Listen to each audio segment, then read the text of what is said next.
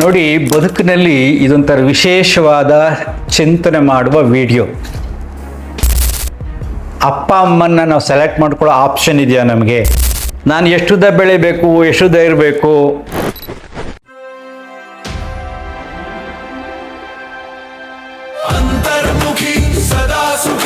ನಮಸ್ಕಾರ ಸ್ನೇಹಿತರೆ.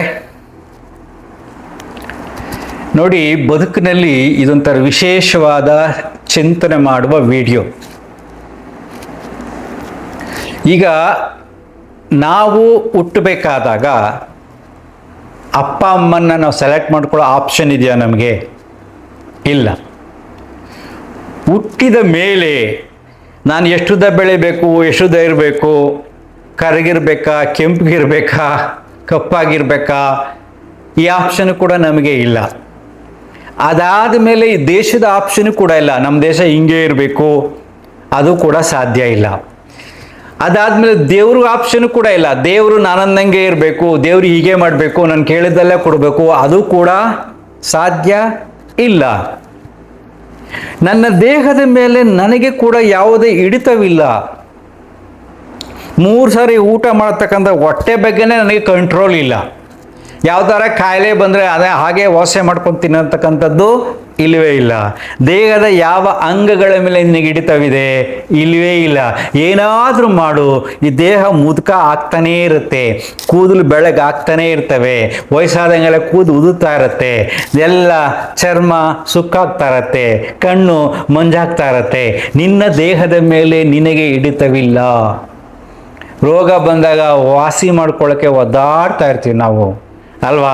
ನಂದೇನಾದರೂ ಆಪ್ಷನ್ ಇದೆಯಾ? ನಾನು ಅಂದ್ಕೊಂಡಂಗೆ ಗಂಡ ಹೆಂಡತಿ ಮಕ್ಕಳಿದ್ದಾರ? ನಾನು ಅಂದ್ಕೊಂಡಂಗೆ ಈ ಸಮಾಜ ಇದೆಯಾ? ನಾನು ಅಂದ್ಕೊಂಡಂಗೆ ಜಾತಿಗಳು, ಧರ್ಮಗಳು, ದೇವರುಗಳು ಇದ್ದಾರ? ಯಾವುದೂ ಇಲ್ಲ ಅಂದಾಗ ಒಂದು ಮಾತ್ರ ನನ್ನ ಕಂಟ್ರೋಲ್ ಇದೆ. ಅದನ್ನು ತಿಳಿಸೋಕ್ಕೋಸ್ಕರನೇ ಈ ವಿಡಿಯೋ ಮಾಡಿದ್ದು. ಯಾವುದು ಒಂದು ಅಂದರೆ ನನ್ನ ಮನಸ್ಸು. ನನ್ನ ಮನಸ್ಸು ಮಾತ್ರ ನನ್ನ ಕಂಟ್ರೋಲ್ ಇದೆ. ನಾನು ಮನಸ್ಸನ್ನು ಅರ್ಥ ಮಾಡ್ಕೊಂಡು ಡಿಸೈಡ್ ಮಾಡಿ ಸ್ಟ್ರಾಂಗ್ ಆದರೆ ಎಲ್ಲ ಸಮಸ್ಯೆಗಳಲ್ಲಿ ಮನಸ್ಸಿನಲ್ಲಿ ಶಾಂತಿಯನ್ನು, ನೆಮ್ಮದಿಯನ್ನು, ನಗುವನ್ನು ಕಾಣಬಹುದು. ಯಾವುದೇ ಪ್ರಾಬ್ಲಮ್ ಬರಲಿ ನಾನು ನಗ್ನಗ್ತಾ ಇರ್ತೀನಿ ಅಂತ ಡಿಸೈಡ್ ಮಾಡಿದ್ರೆ ನೀವು ನಗ್ನಗ್ತಾ ಇರ್ಬೋದು. ನನ್ನ ನೆಮ್ಮದಿ, ನನ್ನ ನಗು ಬೇರೆಯವ್ರ ಮೇಲೆ ಡಿಪೆಂಡ್ ಆಗಿರಬಾರ್ದು. ಅವರೆಲ್ಲ ನನಗೆ ಪೂರಕವಾಗಿರ್ತಾರೆ. ನನ್ನ ಮನಸ್ಸು, ನನ್ನ ನೆಮ್ಮದಿ ಮಕ್ಕಳ ಮೇಲೆ, ಹೆಂಡತಿ ಮೇಲೆ, ಗಂಡನ ಮೇಲೆ, ಇನ್ನೊಬ್ರು ಯಾವುದೋ ಮೇಲೆ, ವಸ್ತುಗಳ ಮೇಲೆ, ವ್ಯಕ್ತಿಗಳ ಮೇಲೆ ಡಿಪೆಂಡ್ ಆಗಿರಬಾರ್ದು. ಎಲ್ಲ ಸಂದರ್ಭಗಳಲ್ಲೂ ಸಮಸ್ಯೆಗಳನ್ನು ಸ್ವೀಕರಿಸಿ ನಗ್ನಗ್ತಾ ಇರ್ತೀನಿ ಅಂತ ನೀನು ಡಿಸೈಡ್ ಮಾಡ್ಬೋದು. ಅದು ಮನಸ್ಸಿನಲ್ಲಿ ಮಾತ್ರ ಸಾಧ್ಯ. ಯಾವುದು ನಿನ್ನ ಹಿಡಿತದಲ್ಲಿಲ್ಲ. ನೀನು ಸಾಯುವವರೆಗೆ ನಿನ್ನ ಹಿಡಿತದಲ್ಲಿರ್ತಕ್ಕಂಥದ್ದು ಯಾವುದು? ನಿನ್ನ ಮನಸ್ಸು. ನಿನ್ನ ಸಾಯುವವರೆಗೆ ನಿನ್ನ ಮನಸ್ಸು ನಗ್ನಗ್ತಾ ಇರ್ಬೋದು. ಸಾಯಬೇಕಾದ್ರೂ ಕೂಡ ನಗ್ನಗ್ತಾ ಮಂದಹಾಸದಿಂದ ಈ ದೇಹವನ್ನು ಬಿಟ್ಟು ಹೋಗ್ಬೋದು, ಅಲ್ವಾ? ಯೋಚನೆ ಮಾಡಿ ನೋಡಿ. ಸೊ ನಿನ್ನ ಕಂಟ್ರೋಲ್ ಇರೋದು ನಿನ್ನ ಮನಸ್ಸು. ಸೊ ಈ ದಿನ ನೀವು ಡಿಸೈಡ್ ಮಾಡಿ ನೋಡಿ, ಅಯ್ಯೋ ಏನಾದರೂ ಆಗಲಿ. ಯಾಕಂದರೆ ಅಶಾಶ್ವತವಾದ ಜಗತ್ತಿನಲ್ಲಿ ಎಷ್ಟೊಂದು ಜನ ಬಂದಿದ್ದಾರೆ. ರಾಮ ಬಂದ, ಕೃಷ್ಣ ಬಂದ, ಅಲ್ಲಾ ಬಂದ, ಜೀಸಸ್ ಬಂದ, ಬುದ್ಧ ಬಂದ, ಗುರುನಾನಕ್ ಬಂದ, ಎಲ್ಲರೂ ಬಂದಿದ್ದಾರೆ, ಎಲ್ಲರೂ ಹೋಗಿದ್ದಾರೆ. ನಂದು ಯಾವುದು? ಆಫ್ಟರ್ ಆಲ್ ದೊಡ್ಡ ದೊಡ್ಡ ಮಹಾನ್ ರಾಜಕಾರಣಿಗಳು ಬಂದು ಹೋಗಿದ್ದಾರೆ. ನಂದು ಯಾವುದು? ಆಫ್ಟರ್ ಆಲ್, ಅಲ್ವಾ? ಸೊ ಇದು ಅಶಾಶ್ವತವಾದ ಬದುಕಿನ ಚಿಂತನೆ ಬಂದಾಗ ಸದ್ಯಕ್ಕೆ ನನ್ನ ಮನಸ್ಸು ನನ್ನ ಕಂಟ್ರೋಲ್ ಇದೆ. ಆ ಮನಸ್ಸಿನಲ್ಲಿ ಯಾವುದೇ ದುಃಖವನ್ನು, ನಾನು ನೋವುಗಳನ್ನು, ಕೊರಗನ್ನು ತಗೋಬಾರ್ದು. ಸೊ ಅದನ್ನೆಲ್ಲ ಬಿಟ್ಟು ನಾನು ನೆಮ್ಮದಿಯಾಗಿ ಇರಬಹುದು ಅನ್ನತಕ್ಕಂಥ ಚಿಂತನೆ ಶಕ್ತಿ ನಿಮಗಿರೋದು ಆ ಮನಸ್ಸನ್ನು ಕಂಟ್ರೋಲ್ ಮಾಡೋಕ್ಕೆ ಅಷ್ಟೇ. ಬೇರೆನೆಲ್ಲ ಕಂಟ್ರೋಲ್ ಮಾಡೋಕ್ಕೆ ಸಾಧ್ಯ ಇಲ್ಲ. ಬೇರೆ ಎಲ್ಲ ವ್ಯತ್ಯಾಸಗಳ ಜೊತೆ ಹೊಂದ್ಕೊಂಡು ಹೋಗ್ಬೇಕಷ್ಟೇ. ಇಲ್ಲ ಅಂದರೆ ನೀವು ನೊಂದುಕೊಂಡು ಅದರಲ್ಲೇ ಕೊರಗ್ತಾ ಇದ್ದರೆ ನಿನ್ನ ದೇಹವೂ ನಶಿಸಿ ಹೋಗುತ್ತೆ. ಅದರ ಮೇಲೆ ಕೂಡ ಕಂಟ್ರೋಲ್ ಇಲ್ಲ.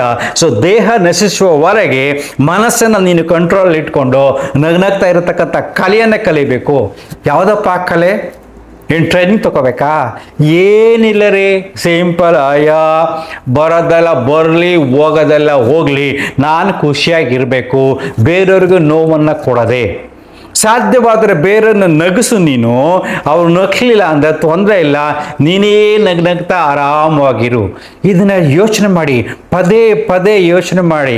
ಯಾವುದೂ ಕೂಡ ಆಪ್ಷನ್ಸ್ ಇಲ್ಲವೇ ಇಲ್ಲ. ನಾನು ಅಂದ್ಕೊಂಡಂಗೆ ನನ್ನ ದೇಹ ಇಲ್ಲ, ನಾನು ಅಂದ್ಕೊಂಡಂಗೆ ನನ್ನ ದೇಶ ಇಲ್ಲ, ನಾನು ಅಂದ್ಕೊಂಡಂಗೆ ದೇವರಿಲ್ಲ, ನಾನು ಅಂದ್ಕೊಂಡಂಗೆ ಧರ್ಮ ಇಲ್ಲ. ಎಲ್ಲ ಈ ವಿಚಿತ್ರವಾದ ಪ್ರಪಂಚದಲ್ಲಿ ನಾನು ಬದುಕ್ತಾ ಇದ್ದೀನಿ. ನಾನು ಅಂದ್ಕೊಂಡಂಗೆ ದೇಹದ ಮೇಲೆ ನನಗೆ ಹಿಡಿತ ಇಲ್ಲ.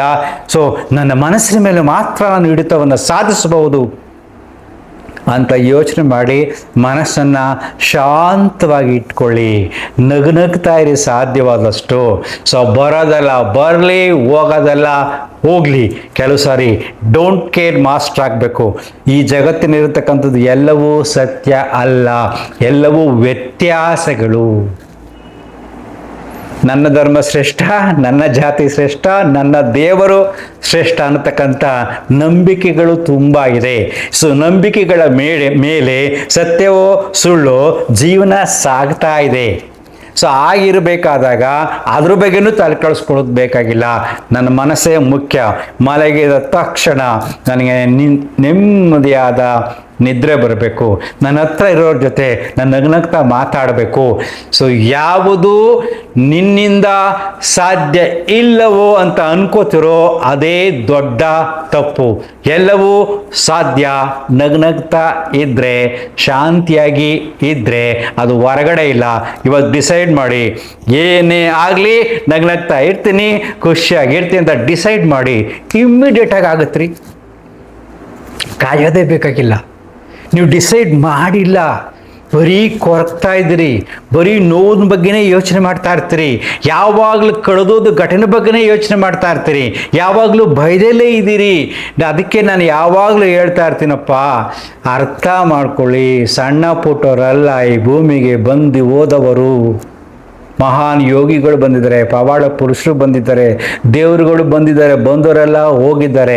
ಸೊ ನೀನು ಬರ್ತೀಯಾ ಹೋಗ್ತೀಯಾ ಯಾವ ಲೆಕ್ಕ? ಇರೋಷ್ಟು ದಿನ ನಗ್ನಗ್ತಾ ಖುಷಿಯಾಗಿರೋಣ. ಓಕೆ, ಚಾಲೆಂಜ್ ಇರ್ತೀರಾ?